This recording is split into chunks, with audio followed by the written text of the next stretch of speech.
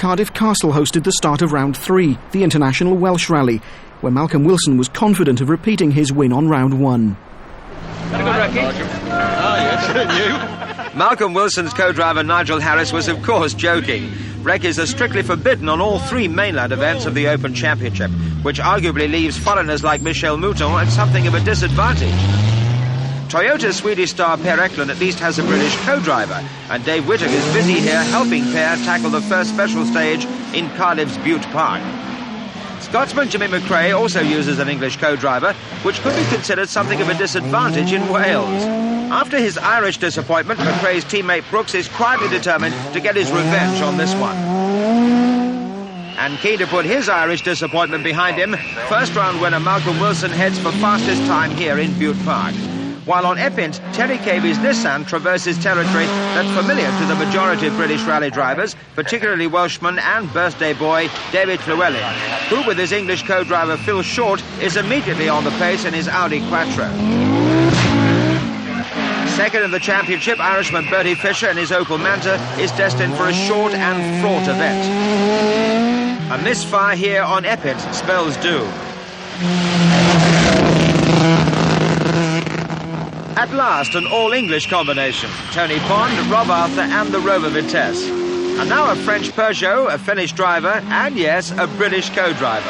Sundstrom and White in the Group A 205. And now enter stage left, an astonishing combination set to stretch the imagination.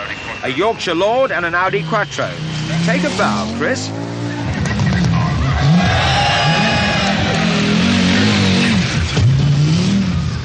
Meanwhile, the leaders have completed their first run over Epint.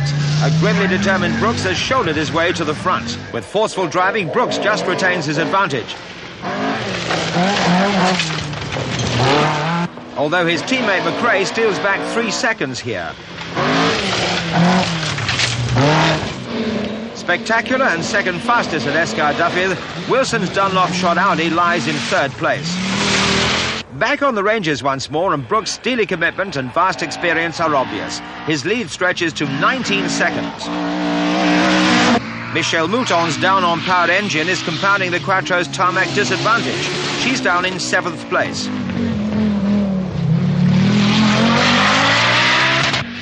After selling fastest time over Esgair-Dyfed, David Llewellyn is 4th and making a big impression.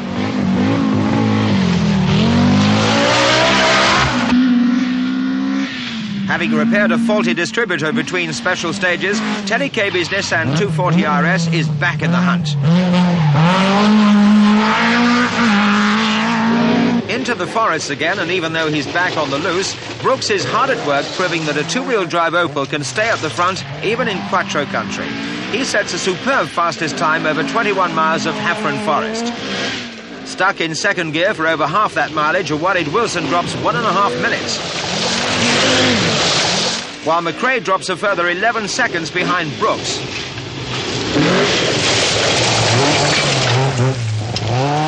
Michel Mouton's down-on-powered engine has been joined by gear selection difficulties, and she's in 5th place behind her young teammate David Llewellyn, who is upholding Audi fortunes in 2nd place behind Brooks. In Hafren Forest, he's just 1 second slower than the leader.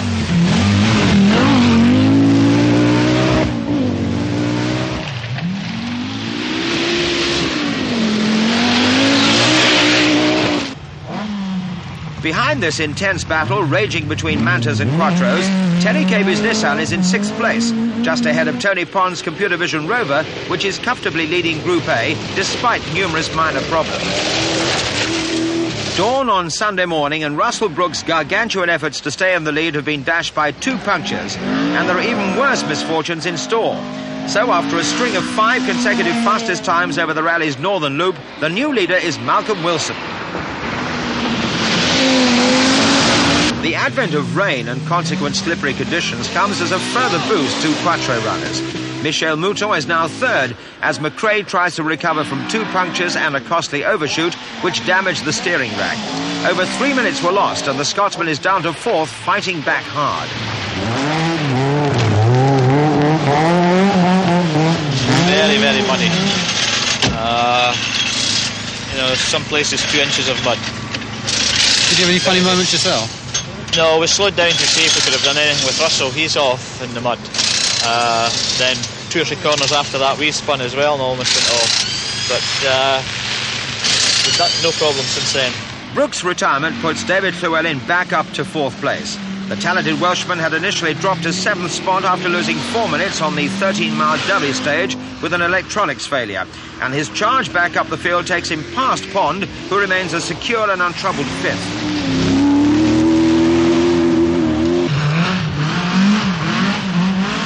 After disappearing down the notorious fire break in Dyfi Forest, Terry Cabey has recovered to take 6th place ahead of Chris Lord's sadly battered Quattro, the Yorkshireman having rolled his car at the same spot.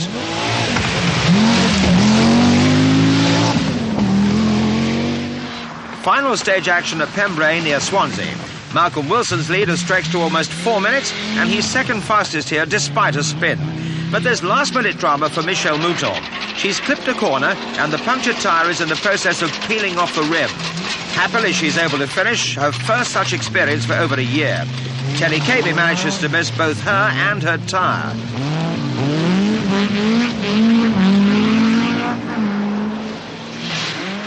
McRae has hit the same corner, and the AC Delco Manta limps to the finish, all but caught in the dying moments by Llewellyn, who closes the gap between them to just 8 seconds. No such problems for Tony Pond's Dunlop-shod Rover Vitesse. Pembrey's wide-open space is giving the driver a chance to entertain the vast crowds, although he naturally takes a shortcut across the grass when the opportunity presents itself. Celebration time at Cardiff Castle, and another fine drive from Malcolm Wilson has brought a win which must have been nerve-wracking, since he was aware that a head gasket had failed in his engine and the car would probably not have completed another special stage. If anyone deserves a slice of luck, it's Malcolm. The umbrella goes up a very...